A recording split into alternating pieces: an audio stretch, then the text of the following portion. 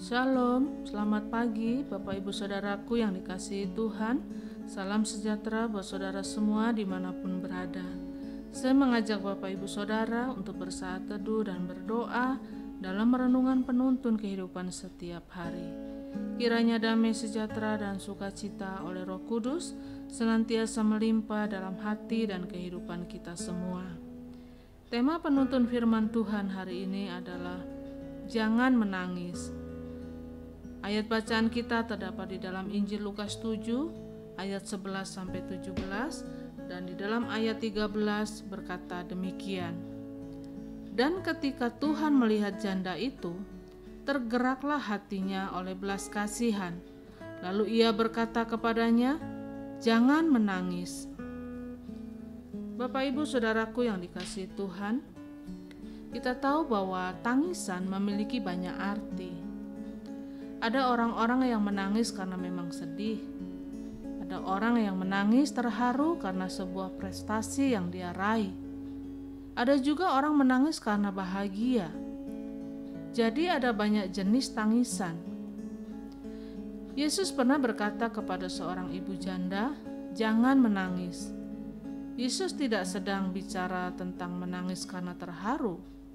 Yesus tidak sedang bicara tentang tangisan kebahagiaan. Tetapi yang sedang Yesus bicarakan adalah orang percaya tidak perlu putus asa.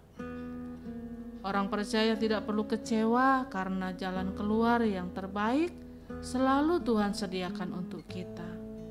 Bapak Ibu Saudaraku yang dikasihi Tuhan, kita tahu bahwa dunia ini adalah dunia yang penuh dengan air mata. Karena dunia di mana kita ada di akhir zaman ini adalah dunia yang penuh dengan tangisan. Dunia ini telah menjadi lembah air mata. Orang kaya atau miskin menangis, bahkan pahlawan pun akan menangis.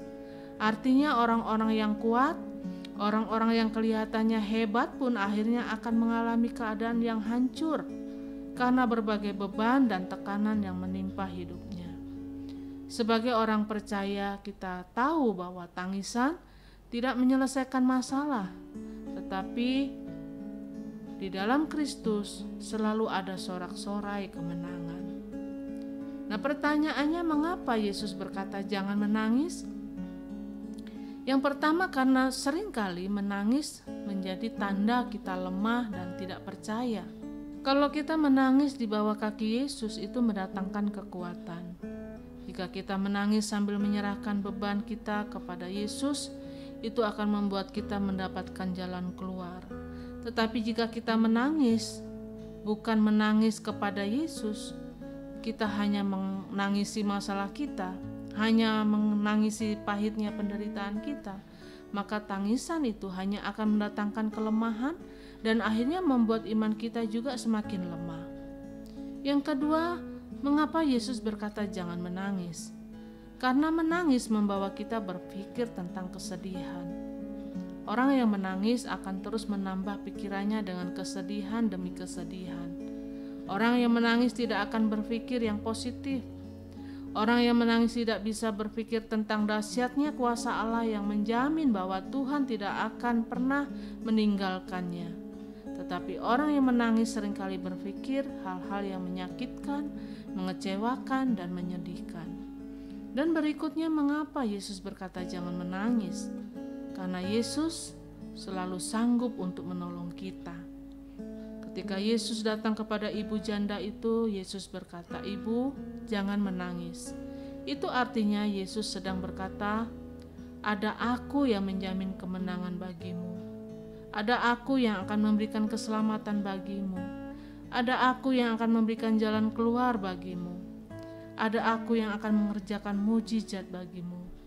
Lalu dia datangi pengusung mayat itu dan dia datangi anak muda yang sudah mati serta berkata, "Hai anak muda, Aku berkata kepadamu, bangkitlah." Orang-orang yang menangis adalah orang-orang yang tidak lagi memandang kepada Yesus. Tetapi kalau kita memandang kepada Yesus, air mata kita boleh mengalir, tetapi kesedihan terangkat dari hati kita, karena kita tahu Yesus menyelesaikan segala-galanya dalam hidup kita. Karena itu Bapak Ibu Saudaraku yang dikasihi Tuhan, mulai hari ini kita harus menjadi orang percaya yang tidak perlu diliputi oleh kesedihan. Kita adalah orang percaya yang dapat berdiri teguh, memandang kemuliaan Tuhan yang luar biasa. Amin. Mari kita berdoa. Tuhan Yesus, kami bersyukur, berterima kasih buat firman-Mu yang sudah kami dengar pada pagi hari ini, yang mengajarkan kepada setiap kami untuk kami tidak menjadi lemah dan putus asa di dalam menghadapi situasi dan kondisi apapun dalam hidup kami. Karena kami percaya ada Engkau yang sanggup menolong kami, yang sanggup melepaskan kami, dan sanggup memulihkan keadaan kami.